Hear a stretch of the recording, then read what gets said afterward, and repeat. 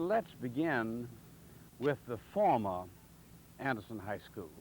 This where we are now was the second Anderson High School. The original Anderson High School was over on Pennsylvania Avenue where Keighley Middle School is now. And there were, at that time, only two high schools in Austin. There was Austin High School and Anderson High School. The high school was somewhat the nucleus of the community. The educational environment seemed, really exceptional when we look back, and those were days of segregation. Regardless as to where African Americans lived, whether it was in Clarksville, which is West Austin, South Austin, North Austin, or East Austin, when they graduated from junior high school, they would go to Anderson High School. We were certainly aware that we were not getting the best in equipment and other learning materials. See, I came through Anderson High School, and I can tell you that Anderson, I never had a book that was new. All the books I had either two names already issued, in the book, and which would indicate they came from another part of the community. And the labs were inadequate in the Anderson High School, and the facility was just poorly maintained. When I graduated from the Anderson High School and went to Fisk University in Nashville, Tennessee, I was academically prepared because there were students at Fisk from the great high schools across the country, particularly the schools in Boston. You may remember that they would refer to the schools in Boston as the Boston Latin schools, and the big schools in Chicago, schools in certain parts of upstate New York. We didn't have counselors to push you into doing things. That was one of my things, nobody, being a little guy from the country, nobody said, you should do this. And so everybody was asking me when I got out of school is, what are you going to do? You get your job. But nobody told me about going to college and things like that. My recollection of the teachers were you felt they had a real personal investment and interest in you. When they saw you, they not only saw you, but many of the teachers knew your family. They knew they knew the community that you were from. They may have known even the church, your religious background. It was as if they were a part of being like social workers, educators, friends, people that you could really confide in. You really felt like they had a vested interest in you as a student. So it was nothing like my teacher dropping by and sitting on the porch talking to my mother about how either good or bad I was doing. But Anderson was a citadel for learning. It was the kind of the hub of the community. If we had a band concert, we had good crowds. If we had a play, we had good crowds. The rivalry, academic and athletic rivalry between the largest schools in the state of Texas, we wanted to be among the best. The I.M. Terrells of Fort Worth, Wheatley of San Antonio was our arch rival. That was the big African-American school there. Yates in Houston had always had an enormous reputation.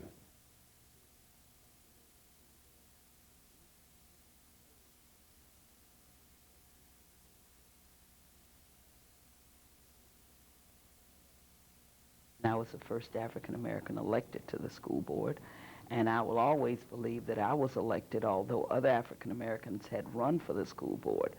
I was elected because the election took place 2 days after the assassination of Martin Luther King. I lived in the community, the St. John's community, and I decided to go to Reagan High School before integration actually took place, before they started the busing. I think that what Austin had at that time was a pattern of voluntary integration that said that if you chose to go to a school, you could go, and it was at your own expense. But the school district did not promote the desegregation. By me coming from the country, as they call St. John's community, and when we rode the bus every day, we had to get up about 5 a.m. in the morning and we wouldn't get home until late in the evening. But when we arrived to the school, it was this great big... Anderson High now. Yes, when we arrived to Anderson High in the morning time, it was more like a ridicule. The kids, they just laughed and they would tease us. And so really, I was an outcast at Anderson High School, which was a black school, because they felt we were just country children. So therefore, it really wasn't a big decision for me to go to Reagan. It was mostly the more ambitious, aggressive, highly motivated parents that took their children to other schools. But those were perhaps the privileged ones, they're able to do that, and to go to St. Stephen's too. But the other kids were more out in the desegregated schools. With my own children, too, I have the contrast. I had one who had been tested and gifted, and right away with integration, I transferred him to a predominantly white school, and that's so often what happens, that we leave the black institutions deprived of these sometimes academic role models. My other son, who was more average in his achievement, I left at Anderson. When I did get to Reagan, it wasn't what I thought it was going to be. I didn't realize that I was going to miss my friends so much that I did have at Anderson, or the loneliness, not having anybody to go to lunch with, not having anybody to talk with, not having anybody to study with, and I think that was the worst part about it for me. The children, they did not call me names, but they did not welcome me. Also the teachers, the faculty, they knew we were there, but they did not acknowledge us being there. And they saw us, but they didn't see us. And I really couldn't understand that.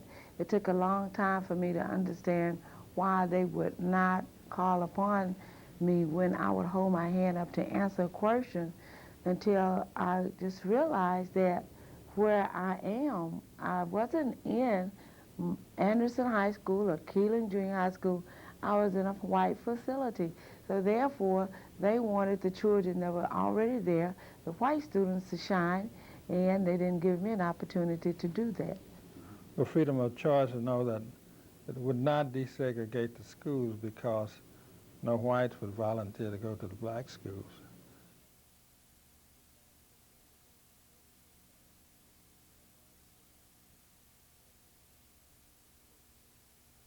But you know, it was HEW that filed a suit on the system, on the desegregated school system. The initial order of the court was to have the students who lived in the what should have been the geographical boundaries of Anderson attend Anderson. Basically, that is what we would now characterize as the Maplewood area. That area was solidly white, and those students were permitted to go primarily to Austin High. Well, the court ruled, I think something like on a Friday, that those students now were in the Anderson district and would have to go to Anderson. It was in 1970, if I'm not mistaken. We had the opportunity to have students from white students to come over to our school. And I remember that experience, and we were excited about that. And I think that was an attempt to achieve some form of integration. But I remember that experience, and it only lasted for, I don't even think it lasted a week. We prepared, I remember preparation for that, and we did signs and really did all that we could to make those students feel welcome. It was very interesting because over that weekend, the students and the Anderson community, and AISD for that matter, practically remade Anderson High School. They were in there with tons of paint, putting in equipment, making it acceptable and attractive to these non-African American students. As I recall, I don't think most of them stayed a week, maybe a day, and then they were able to go back to their home schools.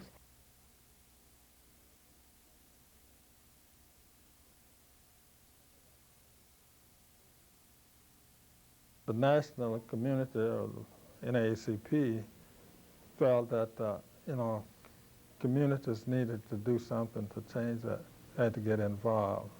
And the best way to get involved was for local communities to file court suits to force desegregation of the system.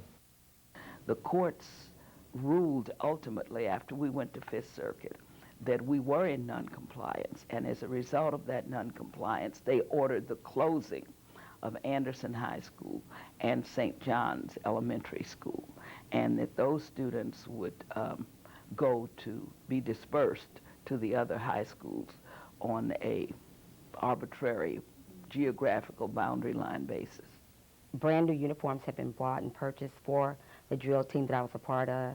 The band had received brand new uniforms the year before, so we just didn't think our school was going to be closed down. And so when it was closed down, it was a shock to us. And we were very angry, we were very resentful, we were very rebellious, we were very upset that it seems like the doors were just shut down and we were just shipped off to the other schools. I thought that it was horrible to do that because it said that, to me it implied that the judiciary system had already made up its mind and they went through the motions of giving this a trial, but had no intention to give it the length of time that I think it should have warranted. There was absolutely no justifiable reason in my mind to arbitrarily, in less than a week, say it wasn't working.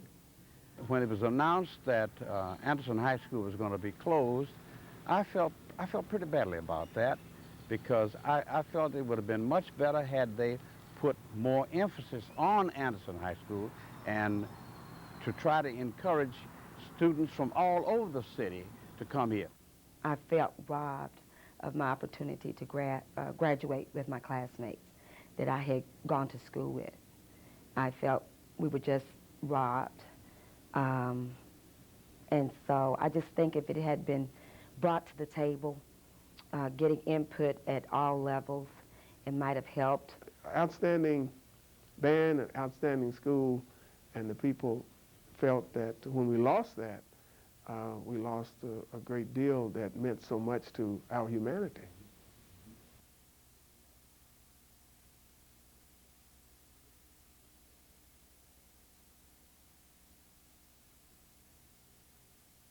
We rode buses, and I don't remember a big welcoming committee, as it seemed that we had done and the effort that we had put forth in the year before, the year prior to that. I remember raising my hand in the, to answer a question, and the entire room stopping and turning, looking around at you, and you'd speak, and it was as if, you could hear your own voice for the silence.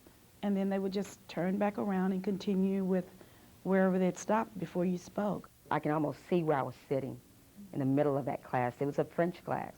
And I can remember sitting there and all of a sudden looking around, and I see a sea of blonde hair, and there are a few minority students, but I remember thinking, what am I doing here? They were hostile because they felt it was unfair for one-way busing. We are making a sacrifice. We are being taken from our neighborhood to go to a school outside of the neighborhood. So that took a while for them to make that adjustment. And by the same token, the skepticism on the other side, where they were not knowing the kids, they were skeptical as well. Their teachers, the teachers accepted the students, I think, well. But some of the students did not accept them. Kids had been stereotyped, as we all have been, and even now, of course. And so with that stereotype that they had of these students coming in, there were scuffles and conflicts and fights, of course, at all of our schools. At one point, the year that after my son had gone there was a riot. And my son was one of the ones that got drugged behind lockers by a group of the cowboys or something there. They call them cowboys on the campus. And he was actually stabbed with a pencil. At Reagan High? At Reagan. when we on the board had to vote to close Anderson, the commitment that the board made to those parents was that the very next high school built in Austin would be named L.C. Anderson High School.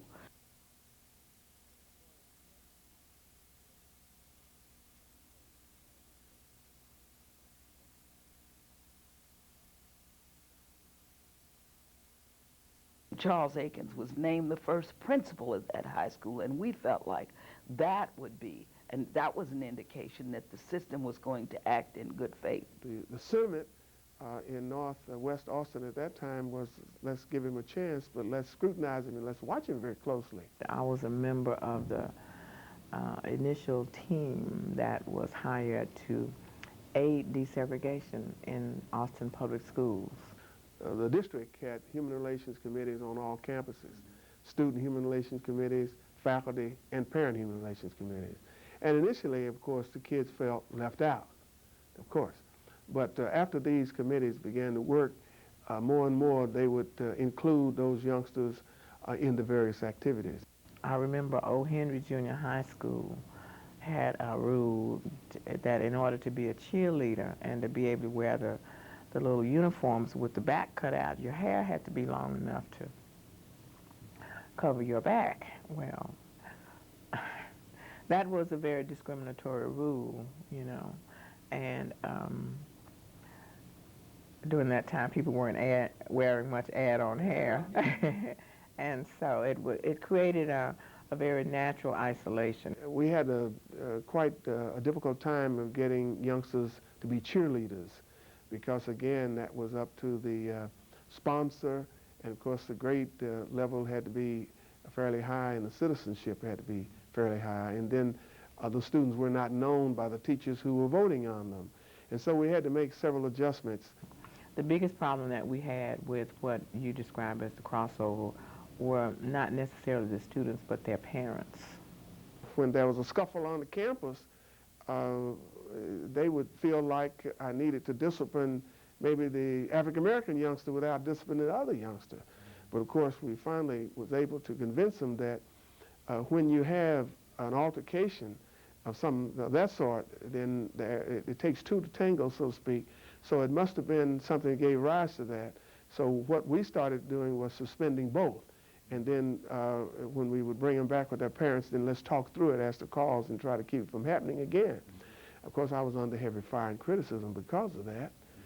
But finally, some sense of fairness prevailed. I spent a lot of one-on-one with students who were trying to understand it, were trying to understand their parents' point of views without being defiant. Anglo kids who wanted to develop relationships with other kids who had never had that experience before, and vice versa. I had one young lady, I shall never forget her. She came to me, this little Anglo girl, and she was a product of Terrytown. And she was ready to run away from home. Literally, she was ready to leave. She didn't know where she was going, but she knew that she was not going to live in that situation anymore because her parents forbade her to have phone conversations. You may have to go to school with them, but you will not talk to them on my phone, and you will not visit with them. And they know they cannot come to this house, and know you may not go to their house. And her best friend was a black girl. I mean, they had just developed this wonderful little friendship, and it was a real friendship. And she was at a crossroads and didn't know what to do. And so finally, after about 3 years of working in conflict resolution, we were able to settle down and be a good school. We had to move an entire class through that had started out another way. And by the time that they graduated, it was it had been woven into the fabric of the school district.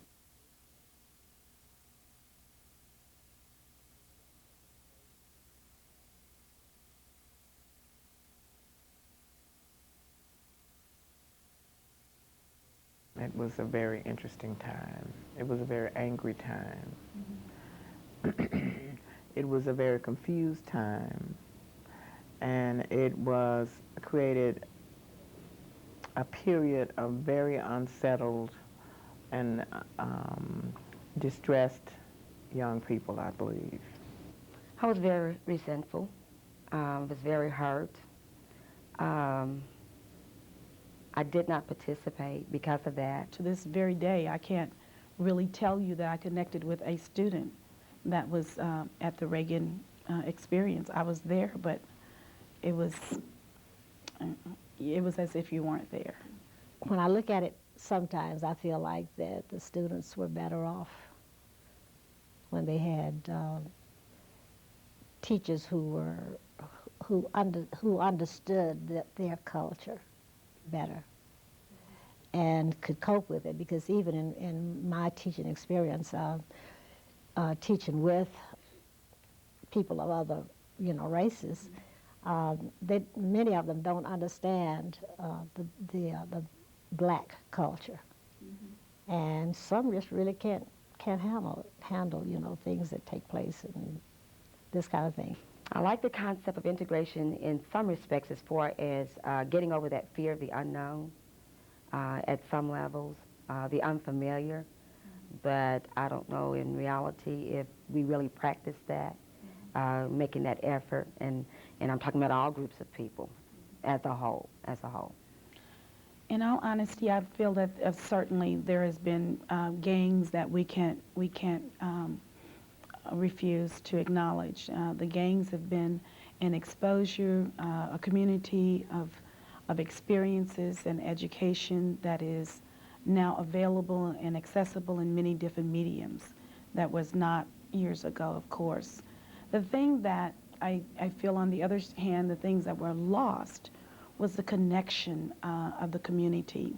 Of course, when I think back, no, we didn't have maybe as much as the students had at Austin High or McCallum or where some of the other schools. But with the integration, well, we have access to more. It's been a process and it's been a journey. We don't need to have the shackles of segregation hanging on our shoulder if we can get something better.